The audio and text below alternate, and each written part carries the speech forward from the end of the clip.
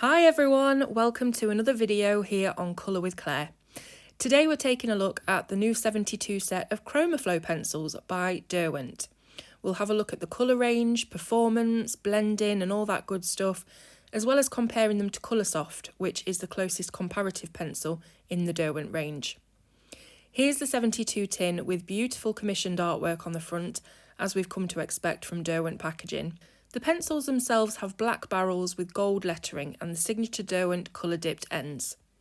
The barrel measures 7.2mm, making it thinner than your average pencil width, so if you work with coloured pencils regularly, this narrowness will be evident as soon as you pick up the pencil. I quickly got used to it and it didn't affect my colouring experience at all. The core is 3.5mm thick, giving the pencils a fair amount of strength whilst feeling light in the hand. The wood used for the barrel is not as good quality as the higher end pencils in the Derwent range, and this can be noticeable when sharpening sometimes. I used an electric sharpener and a manual hand crank and experienced a couple of breakages. In certain pencils, the wood seemed a little bit resistant to sharpening. However, once I tried the recommended Derwent metal pencil sharpener, this problem was alleviated. It would be unfair to expect them to be comparable in build quality to, say, artist grade pencils, because that just isn't their category or price point, although they do still have some light-fast properties.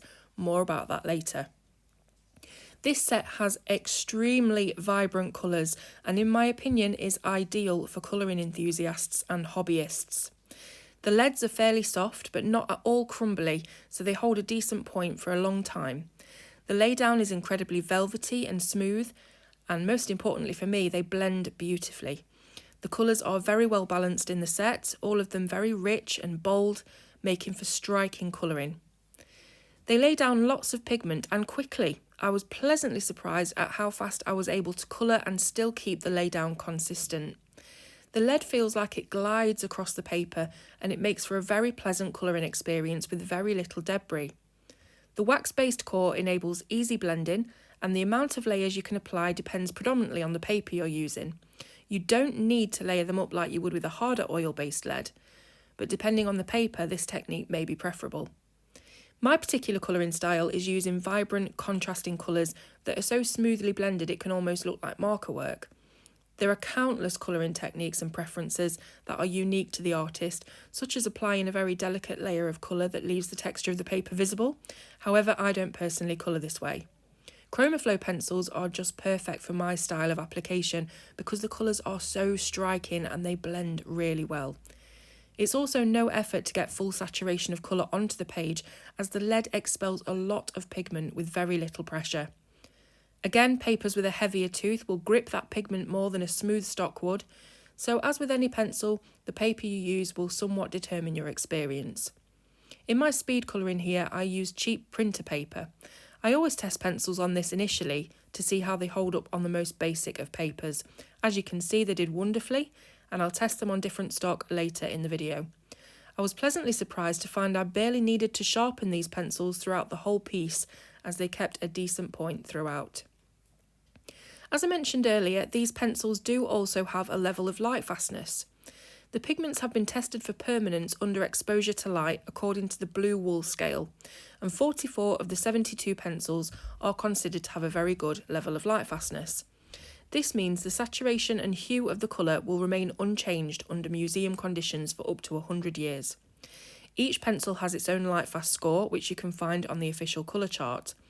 This means that despite Chromaflow being predominantly marketed towards hobbyists, coloured pencil artists could cherry pick the colours with the highest light fastness to add to their professional collection.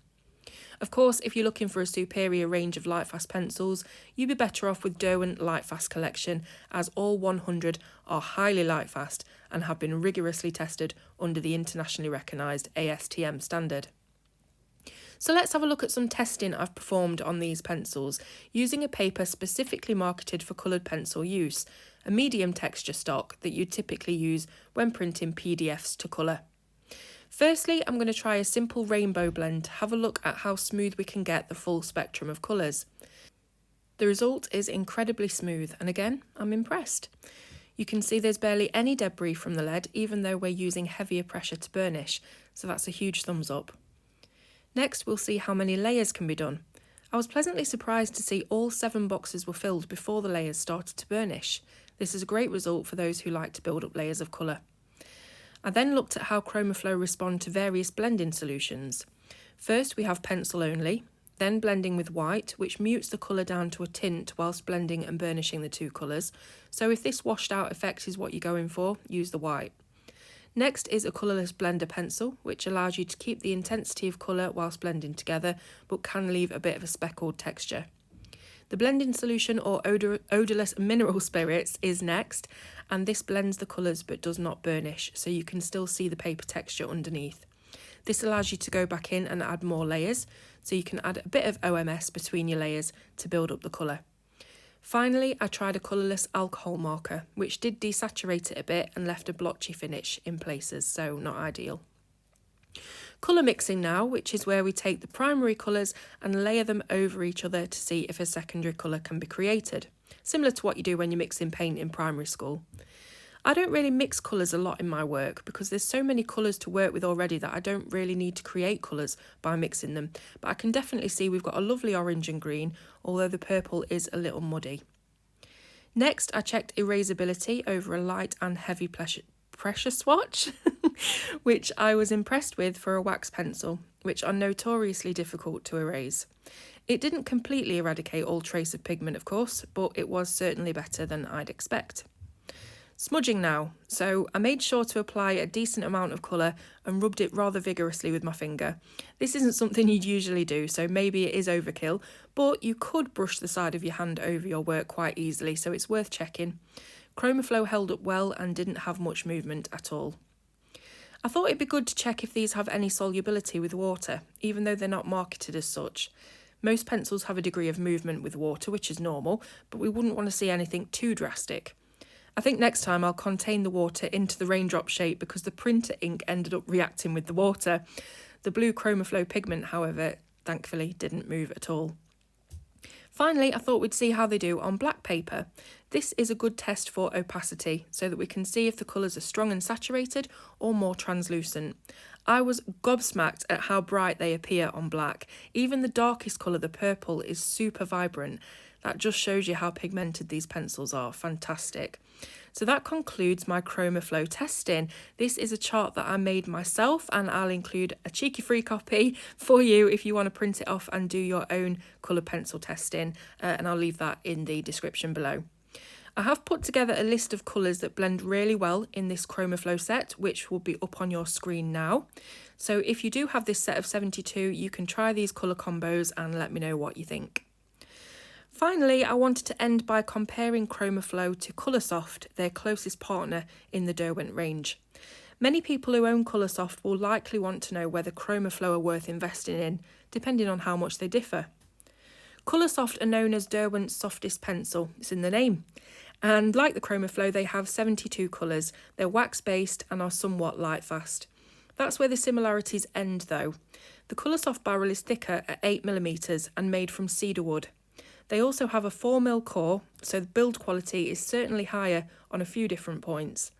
You'd expect this, of course, with the Coloursoft being a professional grade pencil, and they have 51 out of 72 pencils certified as very good in terms of blue wool tested light fastness.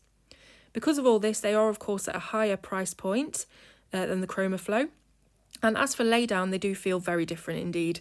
Where Chromaflow are ultra smooth and silky and seem to glide across the page, Coloursoft feel drier. They are super pigmented, but the application feels almost chalky in comparison to the Chromaflow, and incredibly soft to the point of crumbly in some colours. Whether this is a good or bad thing is totally down to personal preference, so I can't judge them one way or the other. I can say though that they are clearly a high quality art tool with a very rich intensity of colour and dense laydown, and they are very different to Chromaflow in look and feel. Again, paper is super important when judging a pencil's performance, but on balance, I think that despite the difference in price and general quality, I actually prefer the Chromaflow. Their bold colours and velvety feel is wonderful to experience, and I like how they feel strong and hold a point despite blending so effortlessly together. It's funny because I never really made the distinction, but when comparing the Chromaflow and the Coloursoft directly, you can really tell the difference between the terms smooth and soft. The Chromaflow apply like silk and feel firm, whereas the Coloursoft are easier to mush together. I'd love to know in the comments what you think of both the new Chromaflow pencils and your opinion of how they compare to Coloursoft. If you don't yet have these pencils, will they be a future purchase? And if you already have them, tell me what you think. I'd love to hear from you, so please drop me a line below and we will discuss your views. I'll be leaving Amazon links for the pencils in the description, so all that's left to say is a big thank you to Derwent for sending the pencils for me to compare, and I will see you very soon on Colour with Claire.